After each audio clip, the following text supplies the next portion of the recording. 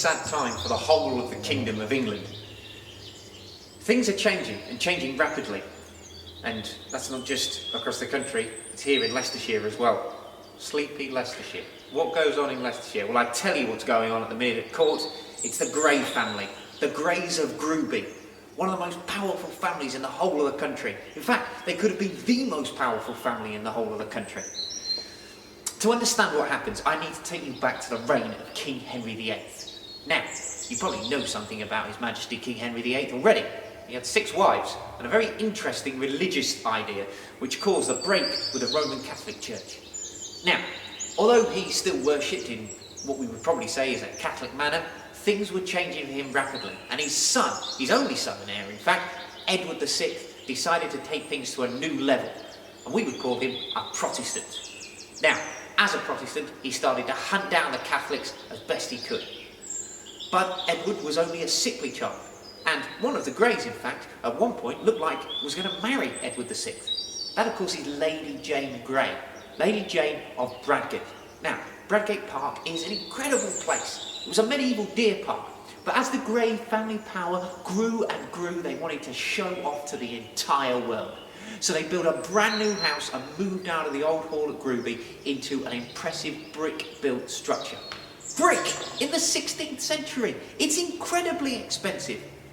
Sometimes they used to hire soldiers to guard the bricks because people would steal them. It was that precious. So, Lady Jane was at one point going to marry Edward VI. But Edward VI, of course, was such a sickly boy that before his time he sadly passed on. But before he passed on, he wanted to ensure the kingdom remained Protestant, and so left it to his Protestant cousin, Lady Jane Grey.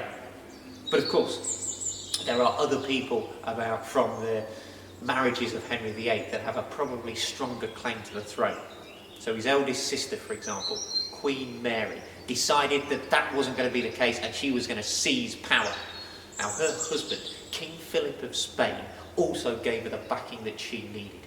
The Protestants couldn't muster enough support for poor Lady Jane, and she was seized by Mary and her forces. Now Mary perhaps didn't want to kill her, but as long as Lady Jane survived, the Protestant cause survived. So, Mary had no choice. She decided to execute poor Lady Jane Grey at just the age of 16 years old, and the Greys family's power started to decline rapidly. But of course, now Mary is on the throne, a confirmed Catholic. It is understood that she will hunt down the Protestants in the same way her brother hunted down the Catholics. This is a land of religious turmoil. No one is safe, and we have no idea what is going to happen. And it doesn't just happen down in the capital where all the power and all of the nobles of the land are. No, it happens right here in the county of Leicestershire in the borough of Charnia.